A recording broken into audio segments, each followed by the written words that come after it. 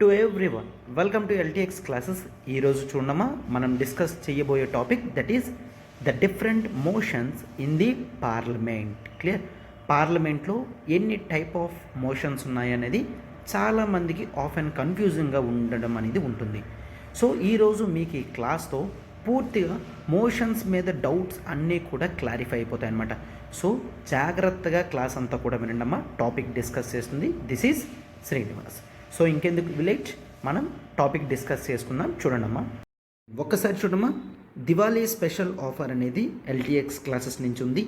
So UPSC ఎవరైతే prepare అవ్వాలనుకుంటున్నారో and అది కూడా మీరు హెవీ ఇన్వెస్ట్మెంట్స్ లేకున్నా, పేరెంట్స్కి ఇబ్బంది లేకున్నా, మంత్లీ 5,000 ఈఎంఐతో మీరు హ్యాపీగా మీ ప్రిపరేషన్ అనేది స్టార్ట్ చేయొచ్చు. మనం both online and offline classes అనేవి ప్రొవైడ్ చేస్తున్నాము. Online classes 6 months validity, 1 year validity, life time వ్యాలిడిటీతో తీసుకొని రావడం జరిగింది. యూపీఎస్సీ ఇన్ఫినిటీ 30,000 రూపీస్కే కోర్స్ ప్యాకేజ్ అనేది స్టార్ట్ చేసామమ్మా. అయితే లైఫ్ టైంలో ఎన్ని యాక్సెసిబిలిటీ ఫీచర్స్ అన్నీ మీకు ఉంటాయో అవన్నీ కూడా ఇవ్వడం జరుగుతుంది. బట్ టైం లిమిట్ అనేది 6 months. అండ్ అదే 1 year కావాలనుకుంటే 50,000, లేదు లైఫ్ టైం యూజ్ చేయాలనుకుంటే 60,000. బట్ వన్ థింగ్, ఇనీషియల్గా 6 monthsకి మీరు తీసుకున్నా సరే ఫ్యూచర్లో లైఫ్ టైంకి చేంజ్ అవ్వాలనుకున్నా అప్పటి టైంలో డిఫరెన్స్ ఎంత ఉంటుందో ఆ డిఫరెన్స్ అనేది పే చేయొచ్చు. ఇప్పుడు దివాళీ ఆఫర్ కాబట్టి 60,000 ఉంది, లేదంటే 70,000 ఉంటుందన్నమాట. సో మీరు ఇనీషియల్గా ఏ ప్యాక్ తీసుకున్నా డిఫరెన్స్ అమౌంట్ అనేది పే చేసి మీరు రెగ్యులర్ స్టూడెంట్ ఇంకా కంటిన్యూస్ లైఫ్ టైమ్గా మారచ్చు అనమాట. Fine. So this is the beautiful opportunity. మీరు డెమో క్లాసెస్ కూడా ఈ నెంబర్కి కాల్ చేసి యాక్సెస్ తీసుకోగలరనమాట. 7893899553. అండ్ ఆఫ్లైన్ యూపీఎస్సీ ఇన్ఫినిటీ అనేది మనం హైదరాబాద్ అండ్ విశాఖపట్నంలో ఉండడం జరుగుతుంది. అండ్ మీకు ఫీజు అనేది కేవలం 70,000కే మనం లాంచ్ చేయడం జరిగింది.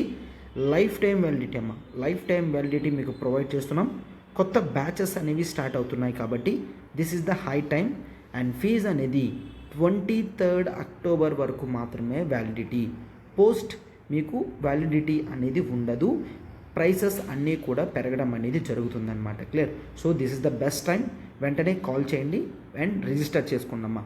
And Diwali special offer UPSC general GS స్టడీస్కి మాత్రమే కాదు, ఆప్షనల్ కూడా లాంచ్ చేయడం జరిగింది. అయితే optional live plus recorded classes అనేవి ఆప్షనల్ ఇన్ఫినిటీలో మనం స్టార్ట్ చేస్తున్నాం. 15,000కి 6 months వ్యాలిడిటీ అండ్ 20,000కి 1 year వ్యాలిడిటీ, లేదు ఇంకొక 5,000 పే చేస్తే లైఫ్ టైం వ్యాలిడిటీ అనేది ప్రొవైడ్ చేయడం జరుగుతుంది. సో అయితే మనం ప్రొవైడ్ చేసే ఆప్షనల్స్ గురించి ఒకసారి చూడమ్మా. టాప్ ఆప్షనల్స్ అన్నీ ప్రొవైడ్ చేస్తున్నాం. That is PSIR, pub ad, anthropology, sociology, Telugu literature optionals అనేవి మనం ప్రొవైడ్ చేయడం జరుగుతుంది. అండ్ ఈ ఆప్షనల్స్ ఈరోజు సిరీస్లో టాప్లో ఉన్నాయి కాబట్టి అవి ఇవ్వడం జరుగుతుంది. And from my side I deal anthropology. And మీకు ఆంథ్రోపాలజీ క్లాసెస్ గురించి అన్నా, ఆంథ్రోపాలజీ టెస్ట్ సిరీస్ గురించి అన్నా మీరు ఈ నెంబర్కి కాల్ చేసి ఒకవేళ మీరు నాతో మాట్లాడాలనుకున్నా కూడా, ఏ డౌట్స్ ఉన్నా కూడా మీరు మాట్లాడి జాయిన్ అవ్వగలరు అనమాట. క్లియర్? సో ఇంకా డిలే చేయకండి, వెంటనే ఈ నెంబర్కి కాల్ చేసి డెమో క్లాసెస్ గురించి అయినా కూడా మీరు విజిట్ చేయొచ్చు అనమాట. కొత్త బ్యాచెస్ స్టార్ట్ అవుతున్నాయి అండ్ ఫీజు అనేది సేమ్ 23rd October వరకు మాత్రమే వ్యాలిడిటీ. నెక్స్ట్ ఉండమ్మా, యూపీఎస్సీ పాలిటీ ఇండివిజువల్ టాపిక్ మీకు కావాలనుకున్నా మీరు తీసుకోవచ్చు. This is dwelt completely by me. Recorded classes అయితే 5,000 అండ్ లైవ్ ప్లస్ రికార్డెడ్ అయితే కేవలం 10,000 రూపీస్కి మీకు ఇవ్వడం జరుగుతుంది. అయితే మీకు ఇక్కడ లైఫ్ టైం వ్యాలిడిటీ ఉండడం వల్ల మీకు హై అడ్వాంటేజ్ అనేది ఉంటుందమ్మా. ఎన్నిసార్లు కావాలంటే అన్నిసార్లు టాపిక్ అనేది మీరు డిస్కస్ చేయొచ్చు. అయితే ఈ నెంబర్కి కాల్ చేయండమ్మా. That is 7893899553. ప్రత్యూష మ్యామ్కి కాల్ చేసి వెంటనే సబ్స్క్రిప్షన్ అనేది చేసుకోండమ్మా. పాలిటీ ఎంత క్రూషియలో, ఎంత ఇంపార్టెంటో మీకు తెలుసు ఎగ్జామినేషన్ పర్స్పెక్టివ్లో, రైట్? సో అందుకనే వెంటనే మీరు దీన్ని సబ్స్క్రైబ్ చేసుకోండమ్మా. So first of all motions అని అంటాము. మోషన్స్ అంటే ఏంటమ్మా? పార్లమెంట్లో ఒక ఎంపీ మాట్లాడాలి అంటే ఒక ప్రొసీజరల్ డివైస్ అనేది ఉంటుంది. అంటే మనం మోషన్స్ని ఏమంటున్నామమ్మా, ఒక ప్రొసీజరల్ డివైజ్ అని అంటున్నాము. సార్ ప్రొసీజరల్ డివైజ్ అంటే ఏంటి?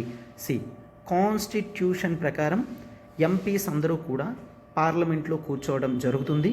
అయితే ప్రతి ఒక్కరూ కూడా వాళ్ళ యొక్క కాన్స్టిట్యుయెన్సీ అంటే నియోజకవర్గంలో ఉన్న ప్రాబ్లమ్స్ని కానీ దేశంలో ఉన్న ప్రాబ్లమ్స్ని కానీ ఖచ్చితంగా వీళ్ళు ఫ్రీగా డిస్కస్ చేసుకోవడానికి స్కోప్ అనేది ఇవ్వడం జరిగింది.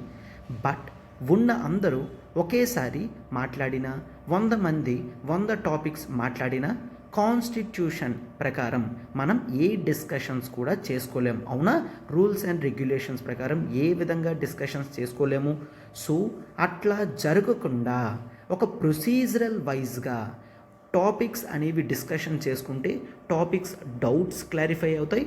అండ్ ఆ తర్వాత మెయిన్లీ మనకి ఏదైతే రిక్వైర్మెంట్ ఉందో వాటి యొక్క సొల్యూషన్స్ కూడా గవర్నమెంట్ దగ్గర నుంచి సమాధానం తెచ్చుకోగలం. అవునా? సో అందుకని మోషన్స్ అనేవి ఒక ప్రొసీజరల్ డివైజెస్ అని అంటాము. మోషన్స్ అనేవి పార్లమెంట్లో పాస్ చేయడం జరుగుతుంది. దాని తరువాత ఆ ఇష్యూ మీద డిస్కషన్స్ అనేవి జరుగుతాయన్నమాట. అంటే ఏవైతే జనరల్ పబ్లిక్ ఇంపార్టెన్స్ ఉంటుందో, జనరల్ పబ్లిక్ ఇంపార్టెన్స్ ఉంటుందో ఆ ఇష్యూస్ మీద డిస్కషన్ అనేది చేయడం జరుగుతుంది. జనరల్ పబ్లిక్ ఇంపార్టెన్స్ అయిన ఇష్యూస్ మీద మోషన్స్ అనేవి పాస్ చేసి మెంబర్ ఆఫ్ పార్లమెంట్ వాళ్ళు మినిస్టర్స్కి క్వశ్చన్స్ అడగడం జరుగుతుంది. క్లియర్? సో దాన్ని బట్టి గవర్నమెంట్ పార్లమెంట్లో రెస్పాన్స్ అనేది ఇవ్వడం మనం చూస్తామన్నమాట. క్లియర్? అయితే ఎటువంటి మోషన్స్ అనేవి మనకి ఉన్నాయో ఒక్కసారి మీకు చూస్తే క్లారిటీ వస్తుందమ్మా. అయితే ఒక్కసారి చూడమ్మా, ఈ మోషన్స్ అన్నీ కూడా సార్ ఇండియన్ కాన్స్టిట్యూషన్లో ఉన్నాయంటే నో. ఇవన్నీ కూడా ప్రొసీజరల్ డివైజెస్ అన్నాం. కాన్స్టిట్యూషన్లో కేవలం పార్లమెంట్ ఉంటుంది, డిస్కషన్స్ జరుగుతాయని చెప్పడం మాత్రమే జరిగింది తప్ప మరి ఇంకే విధమైన ప్రొసీజర్ కూడా చెప్పలేదు. Clear sir? మరి ఇవి ఎలా పాస్ చేయడం జరుగుతుంది, ఏది తర్వాత ఎలా వస్తుంది అనేది మనకి ఎలా తెలుస్తుంది అంటే there is something that is called the rules of procedure. Clear? పార్లమెంట్లో ఎటువంటి ప్రొసీజర్స్ ఫాలో అవ్వాలి అని చెప్పి కాన్స్టిట్యూషన్ పార్లమెంట్కే పవర్స్ ఇవ్వడం జరిగింది. So parliament has brought rules of procedure అంటే ఒక ప్రొసీజర్ ఏ విధంగా ఉంటుంది అని చెబుతూ రూల్స్ వైజ్గా ఇవ్వడం జరిగింది. సో అందులోని ఈ మోషన్స్ అన్నీ కూడా ఉన్నాయమ్మా. సో చూడమ్మా, first one we generally go with the substantive motion. Clear? ఏమంటాము? సబ్స్టాంటివ్ మోషన్ అని అనడం జరుగుతుంది. సబ్స్టాంటివ్ అంటే ఏంటి? ఒక ఇంపార్టెంట్ అయిన ఇష్యూని సబ్స్టాంటివ్ మోషన్ అని అంటాము. అయితే ఇక్కడ జనరల్గా వెరీ ఇంపార్టెంట్ టాపిక్స్ గురించి మాత్రమే మాట్లాడడం జరుగుతుంది. సార్ ఎగ్జాంపుల్ ఇవ్వండి. ఎగ్జాంపుల్ కింద మనం ఏం చూడొచ్చు ఇక్కడ? This is the impeachment process of president. అంటే ఏంటమ్మా? ప్రెసిడెంట్ని రిమూవ్ చేయాలి అనుకోండి, ఇంపీచ్మెంట్ ప్రాసెస్ ఆఫ్ ప్రెసిడెంట్. ఒక ప్రెసిడెంట్ని రిమూవ్ చేయాలనుకున్నా, ఒక చీఫ్ జస్టిస్ ఆఫ్ ఇండియాని రిమూవ్ చేయాలనుకున్నా, అటువంటి కాన్స్టిట్యూషనల్ బాడీస్లో ఉన్న వ్యక్తుల యొక్క రిమూవల్ ప్రొసీజర్ గురించి డిస్కస్ చేస్తున్నప్పుడు సబ్స్టాంటివ్ మోషన్ అనేది ఇవ్వడం జరుగుతుంది. దాని తరువాత మాత్రమే డిస్కషన్స్ అనేవి వస్తాయన్నమాట. క్లియర్? సో సబ్స్టాంటివ్ మోషన్ అని అంటాము. క్లియర్? అయితే సబ్స్టాంటివ్ మోషన్ తర్వాత మనం ఏం చూస్తాం? సబ్స్టిట్యూట్ మోషన్ అని చూస్తాం. సో సింపుల్గా సబ్స్టాంటివ్ అంటే ఏమని చూస్తాం? ఒక వెరీ ఇంపార్టెంట్ టాపిక్ అనేది డిస్కస్ చేద్దాము అని కాన్స్టిట్యూషన్లో నిర్ణయం తీసుకోవడం జరుగుతుంది. దాని తర్వాత సబ్స్టిట్యూట్ మోషన్ అనేది పెడతాం. జనరల్గా సబ్స్టిట్యూషన్ అని అంటాం. సబ్స్టిట్యూషన్ అంటే ఏంటమ్మా? ఒకటి కాకుండా మరొకటి యూజ్ చేయమని చెప్తే దాన్ని సబ్స్టిట్యూట్ అని అంటాము. అంటే రెడ్ కలర్ పెన్ బదులు బ్లూ కలర్ పెన్ వారు అంటే దాన్ని ఏమంటాం? సబ్స్టిట్యూషన్ అని అంటాం. అవునా? సో ఇక్కడ కూడా ఒకసారి చూడండి, ఒక ఒరిజినల్ సబ్స్టాంటివ్ మోషన్ తీసుకొచ్చాము. సో ఆ ఒరిజినల్ ప్రాసెస్లో మరొక ఆల్టర్నేటివ్ కావాలి అని చెప్తే అప్పుడు సబ్స్టిట్యూట్ మోషన్ అనేది పాస్ చేస్తారనమాట. ఫర్ ఎగ్జాంపుల్ సబ్స్టిట్యూట్ మోషన్లో మనం ఏమనుకున్నాము, ప్రెసిడెంట్ రిమూవల్ ప్రొసీజర్ అనుకోండి.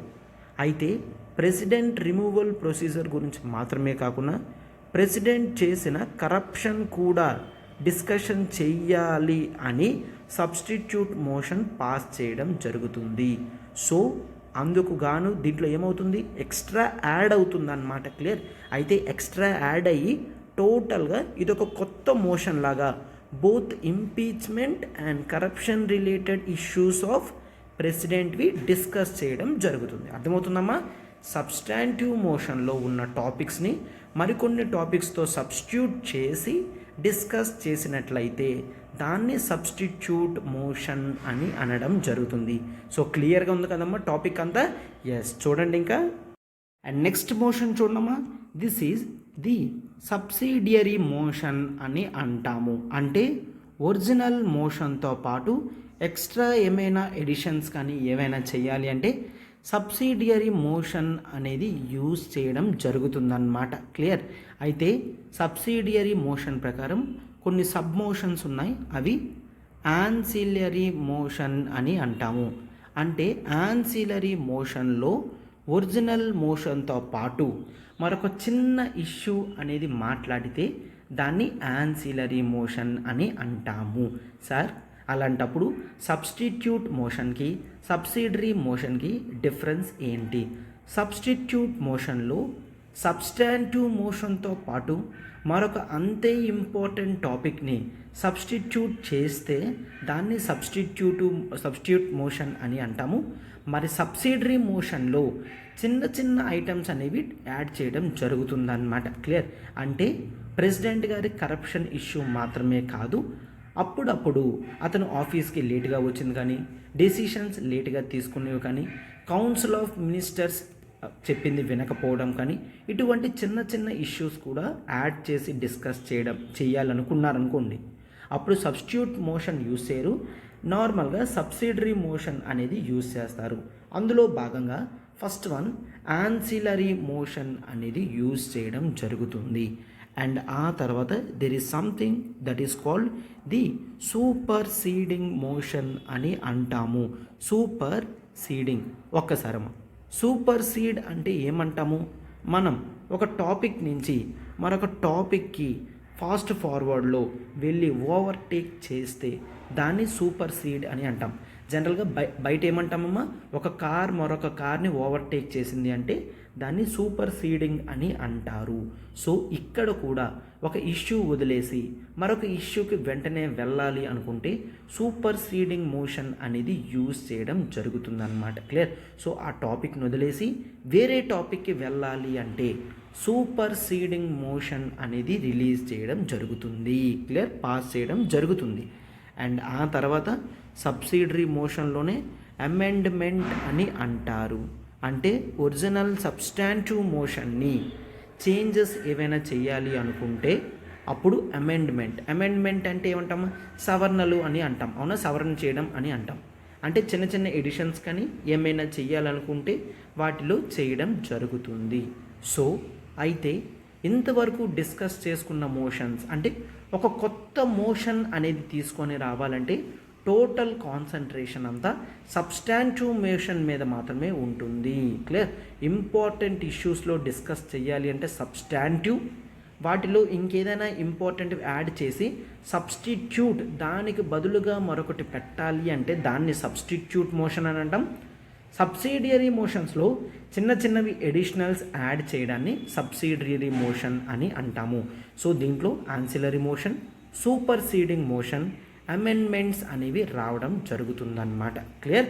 ఎస్. అండ్ ఇది మాత్రమే కాదు, let's have this. That is next నుంచి మనం ఏం చూస్తామమ్మా, మోషన్స్ అనేవి ఓపెన్ చేయడం చూశారు. సో అయితే ఆ మోషన్స్ డిస్కస్ అవుతున్నప్పుడు వాటిని క్లోజ్ చెయ్యాలి అంటే కొన్ని క్లోజర్ మోషన్స్ అనేవి ఇష్యూ చేయడం జరుగుతుంది. అవునా? ఓపెన్ చేయడానికి ఏ విధంగా సబ్స్టాంటివ్ మోషన్స్ ఇట్లాంటివన్నీ కూడా యూజ్ చేస్తామో క్లోజ్ చేయడానికి కూడా క్లోజర్ మోషన్ అనేది పాస్ చేయడం జరుగుతుంది. అయితే క్లోజర్ మోషన్ ప్రకారం మనం చూడమా ఏం ఫాలో అవుతున్నామా, there is something that is called the simple closure. Simple closure అంటే ఏంటి? అయితే ఇష్యూస్ అనేవి ఎక్కువసేపు డిస్కస్ చేయకుండా, ఎస్ ఈ మాత్రం డిస్కషన్ చాలు, ఇంకా ఎక్కువ చేస్తే మనకి టైం సరిపోదు అని చెప్పి క్లోజ్ చేస్తే దట్ ఈజ్ సింపుల్ క్లోజర్. అంటే ఆల్రెడీ తగినంత డిస్కషన్ అనేది జరిగింది. అయితే క్లోజర్ మోషన్ యొక్క ముఖ్య ఉద్దేశం కూడా అదే కదమ్మా, ఏంటి? To cut short the debate అని చూస్తాం, అవునా కదా? To cut short the debate. So అందుకే సింపుల్ క్లోజర్లో దాన్ని క్లోజ్ చేయడం జరుగుతుంది. అట్లా కాకుండా there is other motion that is called the closure by compartment. Closure by compartment అని అంటాం. So first of all compartment అంటే ఏంటి? ఇఫ్ యూ టేక్ ట్రైన్ అంతా కూడా మొత్తం కూడా ఒకటే, అవునా? ట్రైన్ బోగి, ఇంజిన్ ప్లస్ మిగిలిన బోగీలన్నీ కూడా కలిపి వస్తాయి, అవునా?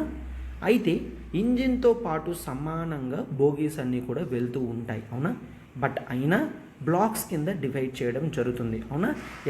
S1, S2, A1, A2, B1, B2 ఇట్లాగా డివైడ్ చేయడం జరుగుతుంది. అలానే ఇక్కడ కూడా ఒక పెద్ద డిస్కషన్లో ఒక పెద్ద డిస్కషన్లో బ్లాక్స్ కింద వాటిని డివైడ్ చేయడం జరుగుతుంది. ఇలా బ్లాక్స్ కింద డివైడ్ చేసి A block, B block, C block, D block అని అన్నారంటే ఏది డిస్కస్ చేసిన తర్వాత బిని క్లోజర్ బై కంపార్ట్మెంట్ అని చెప్తారు. అంటే ఆ టాపిక్స్ అన్నీ కూడా మరి డిస్కస్ చేయరు, అన్నీ క్లోజ్ చేసేస్తారు. సార్ ఎందుకు సార్? ఎందుకంటే it might be because of అవి ఆర్డినరీ ఇష్యూస్ అయినా అవ్వచ్చు, అవి ఆల్రెడీ ఇంకెక్కడైనా డిస్కస్ చేసి ఉండొచ్చు, లేదంటే టైం అయినా లేకపోవచ్చు. క్లియర్? సో అండ్ ఆ తర్వాత సి డిస్కస్ చేస్తారు, డి డిస్కస్ అట్లా చేయడం జరుగుతుంది. అర్థమవుతుందా? సో అట్లాగా హోల్ టాపిక్ అంతా ఒక బ్లాక్ అంతా క్లోజ్ చేస్తే దాన్ని మనం క్లోజర్ బై కంపార్ట్మెంట్స్ అని అనడం జరుగుతుంది. క్లియర్? అండ్ ఆ తర్వాత గుర్తుంచుకున్నామా, నెక్స్ట్ వన్ ఈజ్ ది కంగారు క్లోజర్. క్లియర్? ఏమంటాము? కంగారు క్లోజర్ అని అనడం జరుగుతుంది. కంగారు క్లోజర్ అంటే ఏంటి? ఇక్కడ మెయిన్ వీసీ కంగారు ఎట్లా వెళ్తుందమ్మా, దట్ ఈజ్ ఇక్కడ ఉన్నది జంప్ చేస్తుంది, అవునా? అండ్ మళ్ళీ ఇక్కడ ఉన్నది మళ్ళీ జంప్ చేస్తుంది, అవునా? మళ్ళీ జంప్ చేస్తుంది, రైట్? సో జంప్స్ చేస్తూ మధ్యలో ఉన్న ఏరియా అంతా కూడా టచ్ చేయకుండా వెళ్ళిపోతుంది, అవునా? సో అందుకే ఈ క్లోజర్కి కంగారు క్లోజర్ అని పేరు పెట్టారు.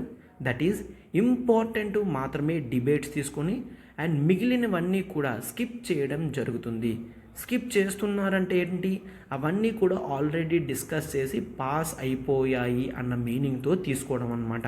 అర్థమవుతుందా? దాన్ని మనం కంగారు క్లోజర్ అని అంటాము. ఒక టాపిక్ నుంచి మరొక టాపిక్కి ఇంపార్టెంట్వన్నీ డిస్కస్ చేసుకొని వెళ్ళి మిగిలినవన్నీ స్కిప్ చేస్తే కంగారు క్లోజర్ అని అంటాము. అండ్ నెక్స్ట్ చూడమా, there is something that is called the guillotine closure. Guillotine closure అంటే ఏంటి? గిలిటిన్ క్లోజర్ ప్రకారం ఒకవేళ జనరల్గా మనం ఏం చేస్తాం, అసలు టైం అనేది లేదు, ఇనీషియల్గా ఉన్న టైం అంతా కూడా స్టార్టింగ్ టాపిక్స్కి మాత్రమే మనం డిస్కస్ చేసుకోవడానికి టైం అయింది, మిగిలినవన్నీ కూడా ఉండిపోయాయి. సో సింపుల్గా గిలిటిన్ క్లోజర్ అని రిలీజ్ చేయడం జరుగుతుంది. గిలిటిన్ క్లోజర్ అని రిలీజ్ చేయడం జరుగుతుంది, పాస్ చేయడం జరుగుతుంది. దీని ప్రకారం టోటల్లీ అన్డిస్కస్డ్ టాపిక్స్ అన్నీ కూడా టోటల్గా క్లోజ్ అయిపోతాయి. క్లియర్? అయితే దీనికి నేమ్ అనేది ఎందుకు వచ్చిందో ఒక్కసారి అబ్జర్వ్ చేయండమ్మా. ఇక్కడ మీరు అబ్జర్వ్ చేస్తే ఇక్కడ ఏదైతే ఆబ్జెక్ట్ ఇట్లా ఉందో this is called the guillotine. Clear? ఈ ఆబ్జెక్ట్ని గిలిటిన్ అంటారు. అంటే ఏంటి? ఇనీషియల్గా దీన్ని ఫ్రెంచ్ రెవల్యూషన్ తర్వాత తీసుకొని రావడం జరిగింది. దీని ప్రకారం ఇక్కడ చూసారా, ఇది ఒక షార్ప్ నైఫ్ అన్నమాట. ఈ షార్ప్ నైఫ్ అనేది సింపుల్గా మనిషి యొక్క హెడ్ని కట్ చేస్తుంది, అవునా? ఇక్కడ ఈ థ్రెడ్ రిలీజ్ చేస్తే చాలు ఈ నైఫ్ అనేది షార్ప్గా వచ్చి వెంటనే హెడ్ కట్ చేస్తుంది, అవునా? అంటే ఈజీగా హెడ్ అనేది కట్ అయిపోతుంది. ఏమాత్రం కూడా మన ప్రమేయం లేకుండా సింపుల్గా థ్రెడ్ రిలీజ్ చేస్తే చాలు వాడి హెడ్ అనేది కట్ అయిపోతుంది. దీన్ని గిలిటిన్ అని అంటాం. అయితే దీన్ని చూసి ఇన్స్పిరేషన్గానే దీనికి నేమ్ గిలిటిన్ క్లోజర్ అని పెట్టడం జరిగింది. అంటే అర్థం ఏంటమ్మా, సింపుల్గా అది హెడ్స్ని కట్ చేసినట్టు ఇక్కడ కూడా ఒక పెద్ద బిల్ ఏదైతే ఉందో ఇనీషియల్ టాపిక్స్ డిస్కస్ చేసిన తర్వాత రిమైనింగ్ టాపిక్స్ అన్నీ కూడా ఎస్ దీస్ ఆర్ పాస్ట్ అని చెప్పి గిలిటిన్ క్లోజర్ అనేది రిలీజ్ చేయడం జరుగుతుంది. క్లియర్? సో చూసారు కదమ్మా, క్లోజర్ మోషన్స్ అనేవి కూడా important. Simple closure, closure by compartment, kangaroo closure and guillotine closure అని చూస్తాము. ఫైన్. సో అర్థమైంది కదమ్మా నీట్గా. Substantive motions, substitute motions, subsidiary motions and next closure motions అనేవి మనం డిస్కస్ చేయడం జరిగింది. మరికొన్ని మోషన్స్ ఏవైతే రూల్స్ ఆఫ్ ప్రొసీజర్లో ఉన్నాయో అవన్నీ కూడా మనం చూద్దాం. చూడండి, ప్రివిలేజ్ మోషన్ అని అంటాము. ఫస్ట్ ఆఫ్ ఆల్ ప్రివిలేజ్ అంటే ఏంటమ్మా? ప్రివిలేజ్ అంటే some extra advantage are extra scope అట్లాంటివి ఇస్తే ప్రివిలేజ్ అని అంటాము. అయితే ఇక్కడ ఎక్స్ట్రా అడ్వాంటేజ్ ఎవరికి ఇవ్వడం జరిగింది? మెంబర్ ఆఫ్ పార్లమెంట్స్ అందరికీ కూడా ఒక స్పెషల్ బెనిఫిట్ అనేది ఉంటుంది. ఆ స్పెషల్ బెనిఫిట్ ఏంటి అంటే ఎంపీస్ ఏ క్వశ్చన్స్ అడిగినా గవర్నమెంట్ ఖచ్చితంగా వాటి యొక్క రెస్పాన్స్ అనేది ఇచ్చే తీరాల్సిందే, రిలేటెడ్ టు గవర్నమెంట్ యాక్టివిటీస్ అన్నమాట. అవునా? ఎస్. అయితే సరైన నిజమైన ఇన్ఫర్మేషన్ తెలుసుకోవడం అనేది ఈ ఎంపీస్ యొక్క హక్కుగా మనం చూస్తాం, వాళ్ళ యొక్క ప్రివిలేజ్గా చూస్తామన్నమాట. క్లియర్?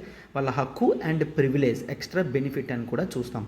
అయితే వాట్ ఇఫ్ ఒక మినిస్టర్ తప్పుడు సమాధానం ఇచ్చి మొత్తం పార్లమెంట్ అందరినీ కూడా మోసం చెయ్యాలి, మ్యానిపులేట్ చెయ్యాలి అని చూస్తే అప్పుడు ఏమవుతుంది? ఈ ప్రివిలేజ్ అనేది పోతున్నట్టే కదా. ట్రూ కరెక్ట్ ఇన్ఫర్మేషన్ తెలుసుకోవడం అనేది పార్లమెంట్లో రిమైనింగ్ ఎంపీల యొక్క హక్కు అండ్ దేశంలో ఉన్న ప్రజలందరి హక్కు కూడాను. బట్ ఈ మినిస్టర్ ఏం చేశారు? తప్పుడు ఇన్ఫర్మేషన్ అనేది ఇచ్చారు. For example let's take okay Mahatma Gandhi ఎంజీఎన్ఆర్ఈజీఏలో లాస్ట్ ఇయర్ ఎంత ఖర్చు పెట్టారు అని ఒక ఎంపీ అడిగితే, బట్ చూడండి ఫ్యాక్ట్స్ పరంగా క్లియర్గా తెలుస్తుంది వాళ్ళు కేవలం 60,000 crores మాత్రమే ఖర్చు పెట్టారని. బట్ గవర్నమెంట్ సేస్ 80,000 crores అనేది మేము ఖర్చు పెట్టాము అని చెప్తుంది.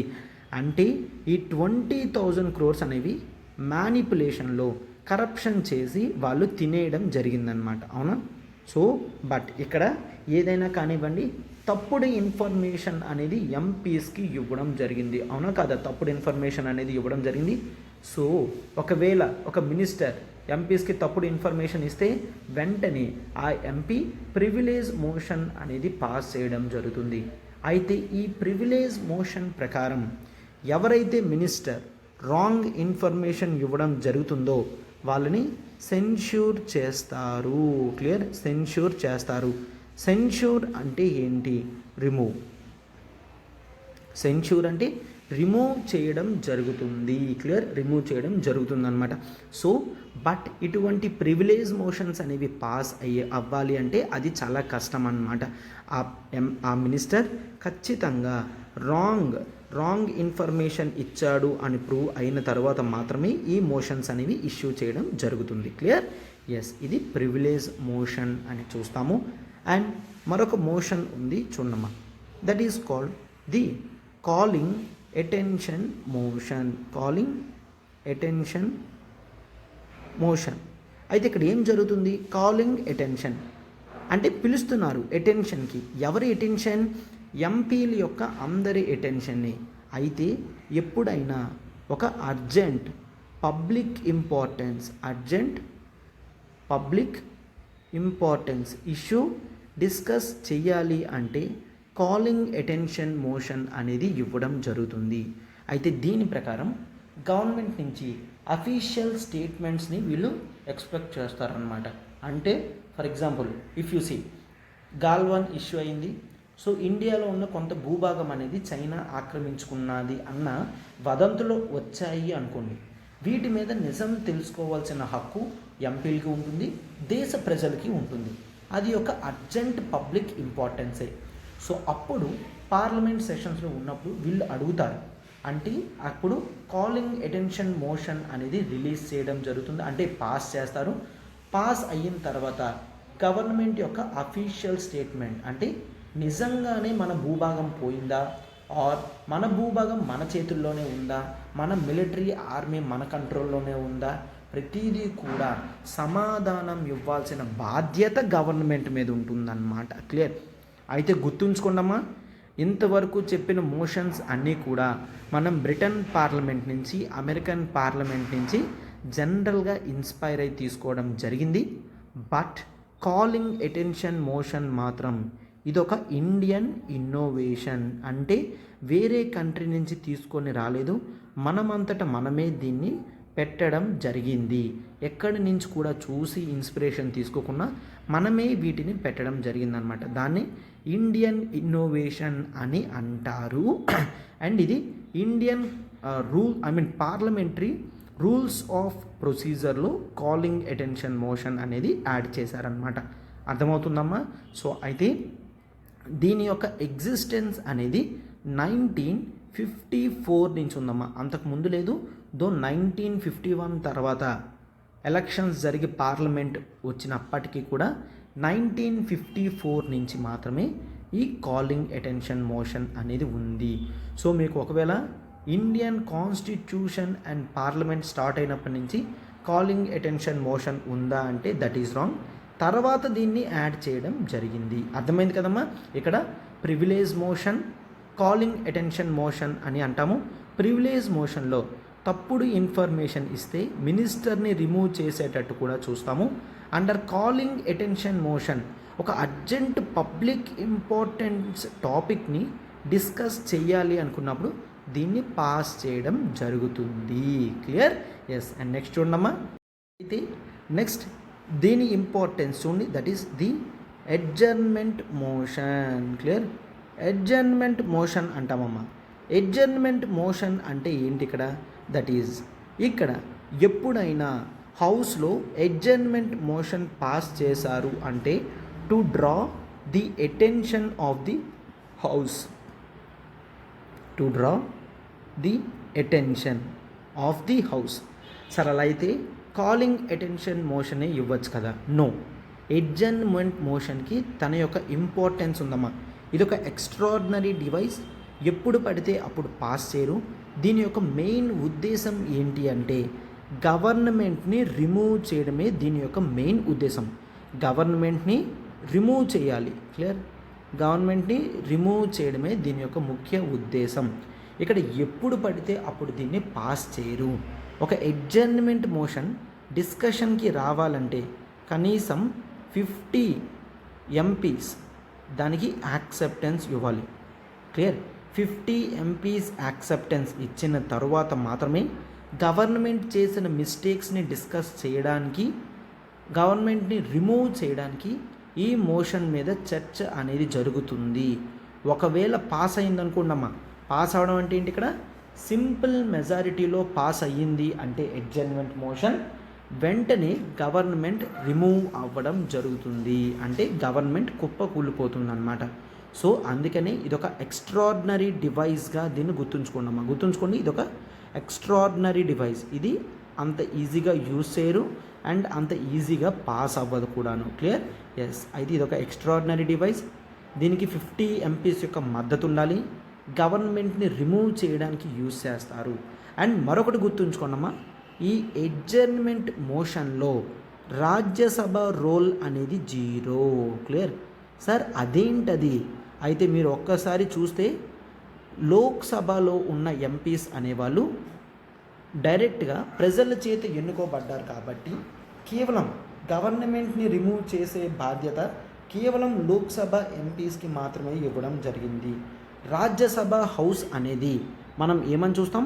ఇట్స్ ఎ పర్మనెంట్ హౌస్ అని చూస్తాం, అంటే నిరంతరంగా ఉంటుంది. మెంబర్స్ అనేవాళ్ళు ప్రతి 6 సంవత్సరాలకి చేంజ్ అవుతూ ఉంటారు అని చూస్తాం, అవునా? సో అందుకని ఇక్కడ రాజ్యసభ రూల్ అనేది 0 చేసేయడం జరిగింది. అంటే రాజ్యసభలో అడ్జర్న్మెంట్ మోషన్ని పాస్ చేయలేరు, కేవలం లోక్సభలో మాత్రమే అడ్జర్న్మెంట్ మోషన్ అనేది పాస్ అవుతుందన్నమాట. క్లియర్? అయితే ఎడ్జర్న్మెంట్ మోషన్ ప్రకారం కేవలం ఒకే ఒక టాపిక్ గురించి మాట్లాడాలి అండ్ మెయిన్ దేనికైతే పబ్లిక్ ఇంపార్టెన్స్ ఉందో ఆ టాపిక్ గురించి మాత్రమే మాట్లాడాలి అని చూస్తాము. క్లియర్? ఎస్. ఇటువంటివన్నీ కూడా చూసుకుంటూ ఈ మెయిన్ ఇంపార్టెంట్ నిజంగా గవర్నమెంట్ మిస్టేక్ చేసింది, అది ప్రజలందరికీ తెలియాలి. ప్రజలకు తెలిస్తే అప్పుడు గవర్నమెంట్ తప్పేంటో ప్రజలకు అర్థమవుతుంది అన్న ఉద్దేశంలో ఉన్న మోషన్స్ అనేవి ఎడ్జర్న్మెంట్ మోషన్లో చెప్పడం జరుగుతుంది. అంటే ఫర్ ఎగ్జాంపుల్ గవర్నమెంట్ చాలా పెద్ద మిస్టేక్ అనేది చేసింది, మెయిన్ కరప్షన్, హై కరప్షన్ అనేది చేసింది, thousands of crores of amount అనేది పోతుంది, ఆర్ ఇల్లీగల్ యాక్టివిటీస్ అనేవి చేసింది. ఫర్ ఎగ్జాంపుల్ ఏదైనా కానివ్వండి, అట్లాంటి గ్రేటర్ పబ్లిక్ ఇంపార్టెన్స్ ఉన్న టాపిక్స్ని డిస్కస్ చేసినప్పుడు మెయిన్లీ ఎడ్జర్న్మెంట్ మోషన్ని పాస్ చేయడం జరుగుతుందన్నమాట. అర్థమవుతుందా? ఎస్. అందుకే అడ్జర్న్మెంట్ మోషన్ అనేది మోస్ట్ ఇంపార్టెంట్గా మనం చూస్తాము. నెక్స్ట్ ఇక్కడే చూడమ్మా, ఎడ్జర్న్మెంట్ మోషన్ లానే మనకి మరొకటి ఉంటుంది, అది మీరు రెగ్యులర్గా న్యూస్లో కూడా వింటారు. దాన్ని నో కాన్ఫిడెన్స్ మోషన్ అని కూడా అంటారు. ఏమంటారమ్మా? నో కాన్ఫిడెన్స్ మోషన్ అంటే అవిశ్వాస తీర్మానం అని అంటారు. అంటే గవర్నమెంట్ మీద మాకు నమ్మకం లేదు అని ఎంపీస్ తీసుకొని రావాలి. ఇక్కడ గ్రేటర్ పబ్లిక్ ఇంపార్టెన్స్ టాపిక్స్ అట్లాంటివి అవసరం లేదు. గవర్నమెంట్ మీద నమ్మకం లేదు, గవర్నమెంట్ ఎఫిషియెంట్గా పనిచేయట్లేదు, గవర్నమెంట్ మినిస్టర్స్ అందరూ కూడా వేస్ట్, ఏ ప్రాబ్లమ్ని కూడా సొల్యూషన్ కనిపెట్టలేకపోతున్నారు. ఇటువంటి టాపిక్స్లో గవర్నమెంట్ని రిమూవ్ చేయాలి అంటే నో కాన్ఫిడెన్స్ మోషన్ అనేది ఇష్యూ చేయడం జరుగుతుంది. అయితే గుర్తుంచుకోండమ్మా, నో కాన్ఫిడెన్స్ మోషన్ పాస్ అవ్వాలనుకున్న 50 ఎంపీస్ సంతకం అనేది ఉండాలి. అండ్ సేమ్ రాజ్యసభకి ఏ విధంగా అడ్జర్న్మెంట్ మోషన్లో పాత్ర ఉండదో ఆటోమేటిక్గా నో కాన్ఫిడెన్స్ మోషన్ కూడా రాజ్యసభలో పాస్ చేయడానికి అవ్వదు. ఎందుకంటే మీకు కూడా తెలుసు, రాజ్యసభకి గవర్నమెంట్ని రిమూవ్ చేసే అధికారం అనేది ఉండదు. క్లియర్?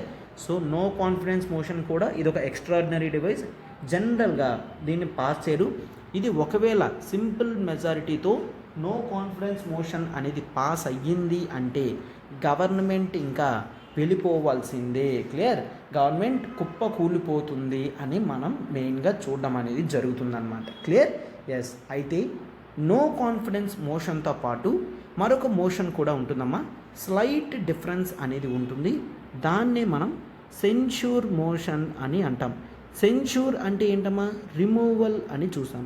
అయితే నో కాన్ఫిడెన్స్ మోషన్ దాంట్లో గవర్నమెంట్ మొత్తాన్ని రిమూవ్ చేస్తే, సెన్ష్యూర్ మోషన్లో మాత్రం మనం ఒక ఇండివిజువల్ మినిస్టర్ కానీ లేదంటే కొంత గ్రూప్ ఆఫ్ మినిస్టర్స్ని కానీ రిమూవ్ చేయాలి అంటే గ్రూప్ ఆఫ్ మినిస్టర్స్ అంటే టోటల్గా గవర్నమెంట్ మీద నమ్మకం లేకపోవడం కాదు, కొంతమంది group of ministers or entire council of minister or ఒక ఇండివిజువల్ మినిస్టర్ని మాత్రమే రిమూవ్ చేయాలి అంటే సెన్ష్యూర్ మోషన్ రిలీజ్ చేస్తారు. But entire council of motion మాత్రమే రిలీజ్ చేయడానికి నో కాన్ఫిడెన్స్ మోషన్ అనేది పాస్ చేస్తారు. క్లియర్? అర్థమైందమ్మా డిఫరెన్స్ అనేది? No confidence motion, censure motion. సెన్ష్యూర్లో individual, group of minister and entire council of ministers. But no కాన్ఫిడెన్స్లో కేవలం కౌన్సిల్ ఆఫ్ మినిస్టర్స్ని మాత్రమే పాస్ చేయడం జరుగుతుంది. అంటే వీళ్ళని రిమూవ్ చేయడానికి మాత్రమే నో కాన్ఫిడెన్స్ మోషన్ అనేది పాస్ చేస్తారు.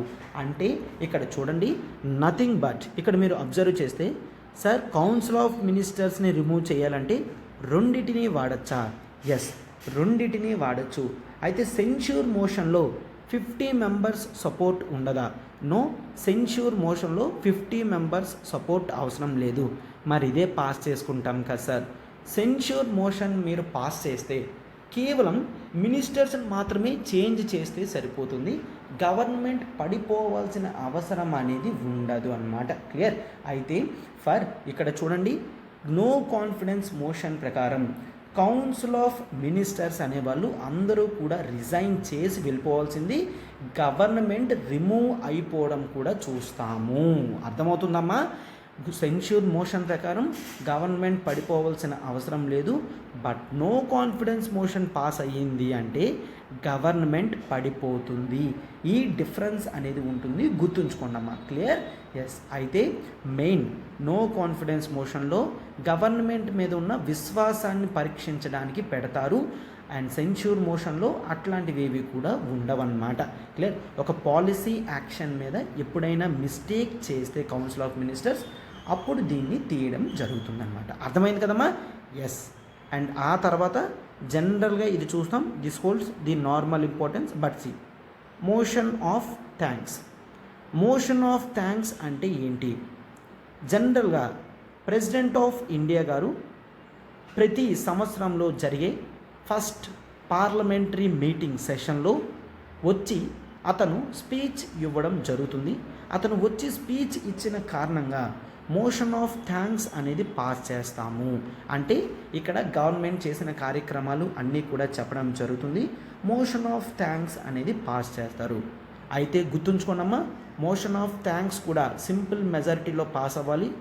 ఒకవేళ ఇది పాస్ అవ్వకపోతే గవర్నమెంట్ కూలిపోయే పరిస్థితి ఉంటుంది. క్లియర్? జనరల్గా మోషన్ ఆఫ్ థ్యాంక్స్లో అట్లాంటివి జరగవు. But there is condition. Motion of thanks ఖచ్చితంగా పాస్ అవ్వాలి. పాస్ అవ్వలేదు అంటే గవర్నమెంట్ మీద నమ్మకం లేదు అనే మీనింగ్ మనం తీసుకుంటామన్నమాట. దాన్ని మోషన్ ఆఫ్ థ్యాంక్స్ అని అంటారు. క్లియర్? ప్రెసిడెంట్ గారు వచ్చి స్పీచ్ ఇచ్చినందుకు ఎంపీస్ అందరూ కూడా మోషన్ ఆఫ్ థ్యాంక్స్ పాస్ చేస్తారనమాట. క్లియర్? అర్థమైంది కదమ్మా? అయితే మనం ఈరోజు ఈ క్లాస్లో డిస్కస్ చేసుకుంది substantive motion, substitute motion, subsidiary motion, closure motion, privilege motion, calling attention motion, adjournment motion, no confidence motion, censure motion and motion of thanks అన్నీ క్లియర్ కట్గా చెప్పడం అనేది జరిగింది. సో మీకు ఇంకా వీటి మీద డౌట్ అనేది ఇంకా రాదు అని నేను అనుకుంటున్నాను. రైట్? ఎస్. సో చూసారు కదమ్మా, క్లాస్ మనం ఏ విధంగా డిస్కస్ చేసుకోవడం జరిగిందో అదేవిధంగా పాలిటీ క్లాసెస్ అనేవి మనం రెగ్యులర్గా డిస్కస్ చేయడం జరుగుతుంది. So live plus recorded classes తీసుకుంటే మీ డౌట్స్ సాల్వ్ కూడా మీకు అవ్వడం అనేది జరుగుతుందన్నమాట. కేవలం 10,000 రూపీస్కే ఉంది. అన్లిమిటెడ్ లైఫ్ టైం వ్యాలిడిటీ ఉంటుందమ్మా. ఎంటైర్ టాపిక్స్ అన్నీ కూడా నేనే డిస్కస్ చేస్తాను. సో మీకు ఎటువంటి ప్రాబ్లం కూడా ఉండదు. So call to this number 7893899553 వెంటనే రిజిస్ట్రేషన్ చేసుకోండి అమ్మా. క్లియర్?